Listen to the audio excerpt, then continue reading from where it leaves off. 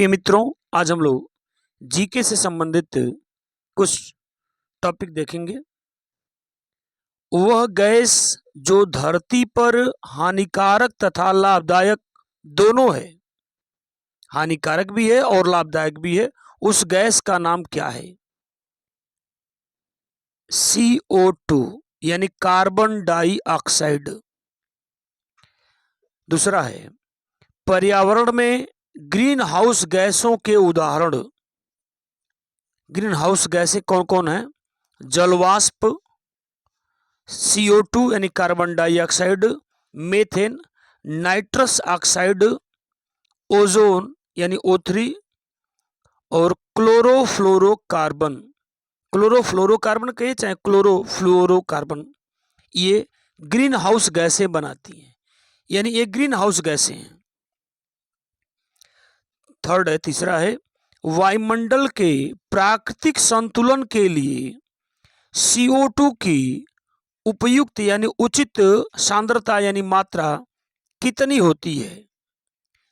बताएंगे 0.03%। वायुमंडल में प्राकृतिक संतुलन के लिए CO2 की मात्रा कितनी होनी चाहिए? तो 0.03% होनी चाहिए। धान के खेत, कोयले का खनन, पालतू पशु यानी इनसे जो गोबर निकलते हैं, पालतू पशु, आर्द्र भूमि यानी नम भूमि जो दलदली भूमि है, तथा दीमक, ये सारे किसके स्रोत हैं? ये सारे मेथेन गैस के स्रोत हैं। मेथेन या मीथेन आप कह लें, ये मेथेन गैस यानी CH4 के स्रोत माने गए हैं। धान के खेत, कोयले का खनन और पालतू पशु, आर्द्र भूमि तथा दीमक, ये सभी, इन सबसे कह लीजिए मेथेन गैस हमको प्राप्त होती है। सौरमंडल में कुल 8 ग्रह हैं। 9 थे, एक प्लूटो था जो उसको हटा दिया गया, इसलिए सौरमंडल में कुल 8 ग्रह हैं, जिसमें बुध सबसे छोटा है जबकि सबसे बड़ा ग्रह है। तो जवाब आपका क्या होगा? बृहस्पति। सबसे बड़ा ग्रह कौन सा देंगे हम? बृहस्पति को।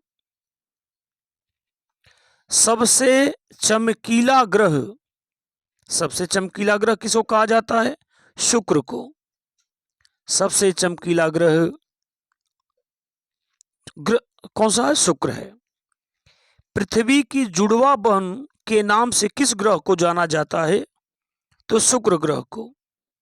यानी सबसे चमकीला ग्रह शुक्र, और पृथ्वी की जुड़वा बहन किसे कहा जाता है? वो भी शुक्र ग्रह को ही कहा जाता है। पृथ्वी की तुलना में चंद्रमा का गुरुत्वीय त्वरण 1/6 यानी 1/6 होता है। यही कारण है कि अगर किसी व्यक्ति का भार पृथ्वी पर 60 किलोग्राम का है, तो चंद्रमा पर जब जाएगा तो वह 60/6 यानी 10 किलोग्राम का ही रह जाएगा। ध्यान देंगे इस बात को।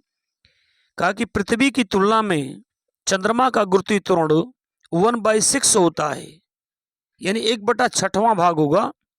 तो इसीलिए कह रहा हूं मैं कि अगर पृथ्वी पर किसी व्यक्ति का भार 60 kg का है, 60 kg का है, अगर वह जाएगा चंद्रमा पर तो भार 60/6 यानी केवल 10 kg यानी 10 किलोग्राम का ही रह जाएगा।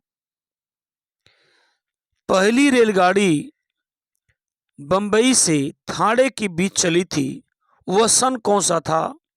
1853 में। ओजोन छिद्र के लिए मुख्यतः उत्तरदायी CFC यानी क्लोरोफ्लोरो कार्बन है, जो रेफ्रिजरेटर और AC में प्रायः प्रयोग किया जाता है। उम्मीद करते हैं सारी बातें आपको समझ में आ रही होंगी।